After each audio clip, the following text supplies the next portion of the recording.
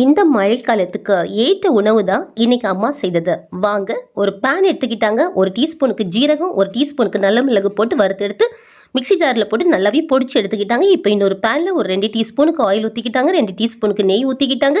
நல்லாவே காஞ்ச உடனே அதில் 1 டீஸ்பூனுக்கு கடுகு, 1 டீஸ்பூனுக்கு உளுந்தம்பருப்பு, 1 டீஸ்பூனுக்கு கடலைப்பருப்பு, 1 டீஸ்பூனுக்கு முந்திரி பருப்பும் போட்டு கொஞ்சம் கருவேப்பிலையும் போட்டு ஒரு தாளிப்பு முடிச்சுக்கிட்டாங்க. எல்லாத்தையும் வதக்கி விட்டுட்டாங்க. இப்போ 1 டீஸ்பூனுக்கு ஜிஞ்சர் பேஸ்ட் எடுத்து அதை நல்லா இடித்து அதையும் போட்டு அதையும் வதக்கி விட்டுட்டாங்க. இப்போ ஒரு பெரிய வெங்காயத்தை பொடிசாக கட் பண்ணி அதோட கூட 2 பச்சை மிளகையும் வெட்டி அதையும் போட்டு வதக்கி விட்டுட்டாங்க. இப்போ தேவையான அளவுக்கு உப்பு போட்டு அதையும் வதக்கி விட்டுட்டாங்க. ஏற்கனவே நம்ம மிக்ஸி ஜாரில் பவுடர் பண்ணி வச்சிருந்த அந்த பொடியை ஒரு 3 டீஸ்பூன் போட்டுக்கிட்டாங்க. இப்போ நல்லா கிளறி விட்டுக்கிட்டாங்க. மசாலாவில் பிடிச்ச உடனே ஆற வச்சிருந்த சாத்து தூக்கி மேலே போட்டு மெதுவாக கிளறி கொடுத்தாங்க.